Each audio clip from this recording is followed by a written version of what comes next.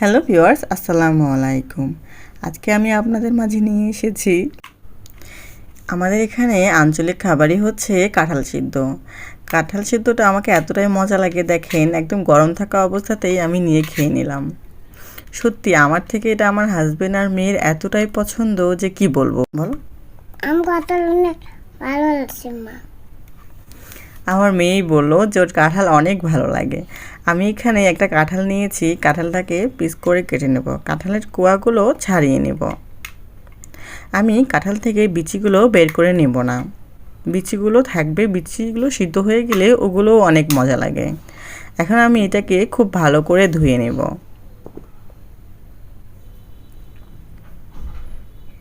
আপনারা অবশ্যই সবাই কমেন্ট করবেন যে আপনারা কে কে কাঁঠাল সিদ্ধ খান আর খেতে কেমন লাগে।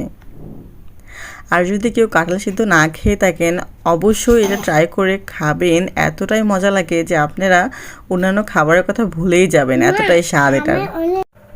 এর মধ্যে আমি আদা, রসুন আর জিরার মশলা দিয়েছি, স্বাদমতো লবণ, হলুদ আর মরিচের গুঁড়া দিব। এখানে আমি হাফ চামচ করে গরম মশলার গুঁড়া, জিরার গুঁড়া আর ধনিয়ার গুঁড়া দিব।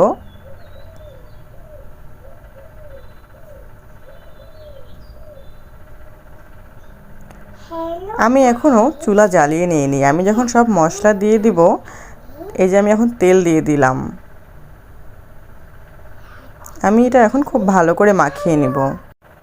আমাকে তো তরকারি বা খাবার হাত দিয়ে মাখাতেই অনেক ভালো লাগে, খুন্তি দিয়ে মাখালে মনে হয় যে স্বাদই হয় না। আপনারা জানাবেন যে আপনারা কে কে হাত দিয়ে মাখান এভাবে। আমার মনে হয় হাত দিয়ে মাখালেই স্বাদটা আরও বেড়ে যায়। এটা মাখিয়ে এটার মধ্যে পানি দিয়ে আমি এটা ঢেকে তারপরে চুলা জ্বালিয়ে দেব।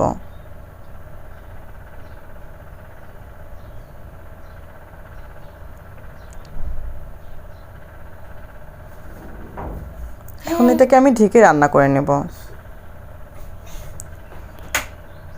অবশ্য সিদ্ধ হওয়া পর্যন্ত রান্না করতে হবে। আমি মাঝে একটু দেখে নেব যে সিদ্ধ হয়েছে কিনা।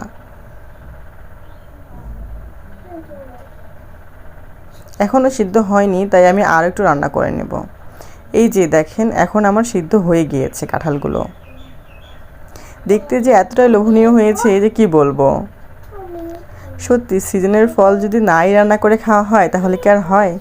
তারপরে আমি আলাদা একটি প্যানের মধ্যে তেল দিয়ে কিছু গরম মশলা আর একটু জিরা দিয়ে এটাকে ফোড়ন তৈরি করে নেব।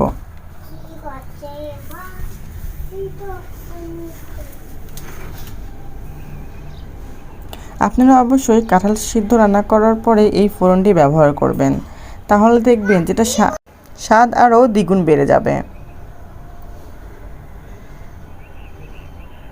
সত্যি ফোড়নটা দেওয়ার পর যে এতটাই ঘ্রাণ আসে যে কি বলবো, খুবই ভালো লাগে আমার। এই যে হয়ে গেল, খুবই অসাধারণ একটি খাবার, আপনারা অবশ্যই ট্রাই করবেন।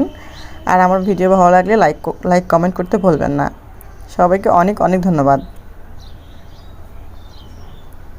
আমার পাশে থাকবেন যেন আমি আপনাদেরকে প্রতিনিয়ত এভাবে ভিডিও শেয়ার করতে পারি।